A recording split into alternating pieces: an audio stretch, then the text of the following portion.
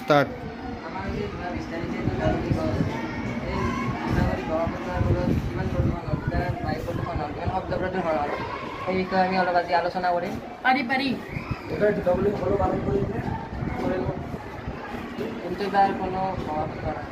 আমিও হতো না দীপাৱলীত বোমা ফুটোৱাৰ সলনি চাকি জ্বলোৱাটো বেছি ভাল। হয়, তেতিয়া শব্দ প্ৰদূষণ বায়ু প্ৰদূষণ এইবিলাক একোৱেই নহয় হয়নে?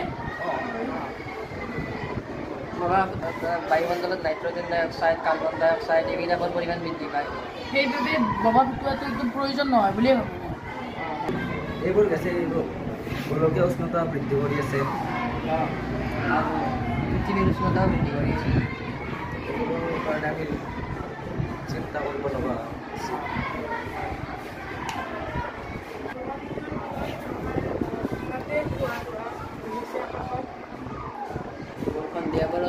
সন্ধিয়াবোৰতো আকাশখন কলা কলা দেখোঁ অলপ।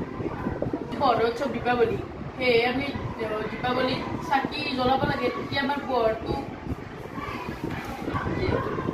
যিহেতু দীপাৱলী পোহৰৰ উৎসৱ সেয়ে আমি ফটকা ফুটোৱাৰ পৰিৱৰ্তে চাকি জ্বলোৱাটো বেছি ভাল। চাকি জ্বলালে তাত পোক পৰুৱা আদি আহি কিনে সৰু সৰু সেইবিলাকো মৰি যায়। আৰু দোকানত যিবিলাক বোমা বিক্ৰী হয় সেই তাৰ সলনি প্ৰাকৃতিকভাৱে বনোৱা বোমা ফুটোৱাটো বেছি উচিত। তেতিয়া আমাৰ পৰিৱেশৰো কোনো প্ৰদূষণ নহয়।